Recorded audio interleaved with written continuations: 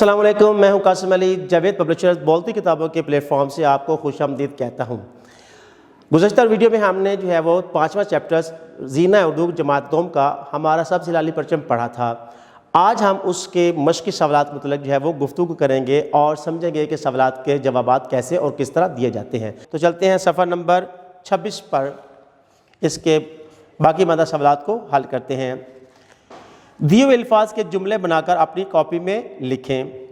یہ جو جملے دیے گئے ہیں ان کو اساتذہ کرام بورڈ پر لکھ کر سمجھائیں اور بچوں کو کہیں کہ کاپی پر نقل کریں اور اس کے متعلق اپنے خود سے بھی ایک جملہ ترتیب کر دیں اور لکھ کر لے کر آئیں۔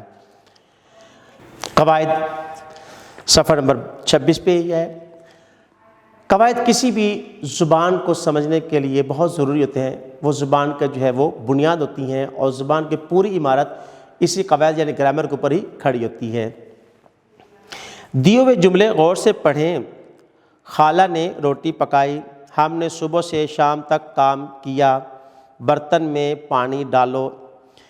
اوپر دیے ہوئے جملوں میں نمایاں کیے گئے الفاظ نے سے تک اور میں گرامر کے لحاظ سے حروف ہیں۔ ایسے حروف جو ایک لفظ کو دوسرے لفظ سے تعلق قائم کرتے ہیں حروف جار کہلاتے ہیں۔ چند حروف جار یہ ہیں میں سے کو پر تک وغیرہ۔ صفحہ نمبر 27 پر ہم باقی وہ اس کے بارے میں سمجھتے ہیں کہ حروف جار کا استعمال کیسے کیا جاتا ہے۔ سوال نمبر 8 ہے درست حروف جار لکھ کر مکمل جملہ کریں۔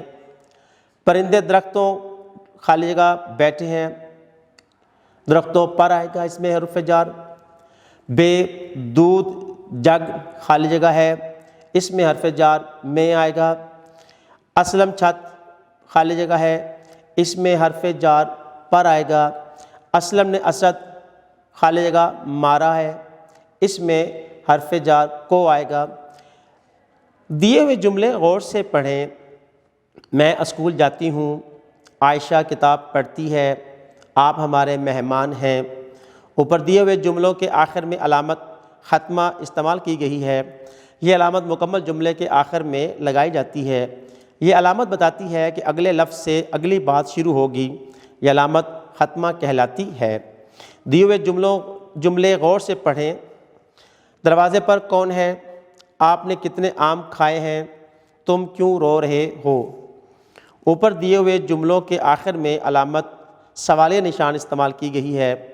یہ علامت ان جملوں کے آخر میں لگائی جاتی ہے جن میں کوئی بات یا سوال پوچھا گیا ہو۔ ان جملوں کو سوالیہ جملے کہتے ہیں۔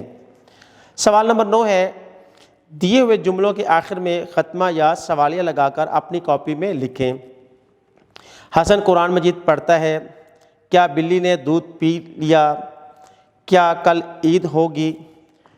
حسن نے قرآن پڑھ لیا، یہ اس کے اینڈ پہ ختمہ آئے گا۔ کیا بلی نے دودھ پی لیا؟ یہاں پہ سوالیہ آئے گا کیونکہ اس سے پہلے کیا کا وہ لفظ آیا ہے۔ کیا کل عید ہوگی؟ یہ بھی سوالیہ اس کے اینڈ پہ آئے گا۔ اساتذہ کرام بچوں کو گھر سے لکھ کر لانے کے لیے دیں اور چیک کریں یوم پہ آزادی کس طرح مناتے ہیں۔ اپنی کاپی میں 5 جملے لکھیں۔ یہ اسائنمنٹ بچوں کو دیں اور بچوں سے وہ لکھ کر لانے کے لیے کہیں اور بھی اس کو چیک کریں کہ کیا بچوں نے جملے صحیح ترتیب دیے ہیں یا نہیں۔ ویڈیو دیکھنے کا بہت بہت شکریہ۔ اپنا بہت سارا خیال رکھیں، جڑے رہیں بولتی کتابوں کے سنگ۔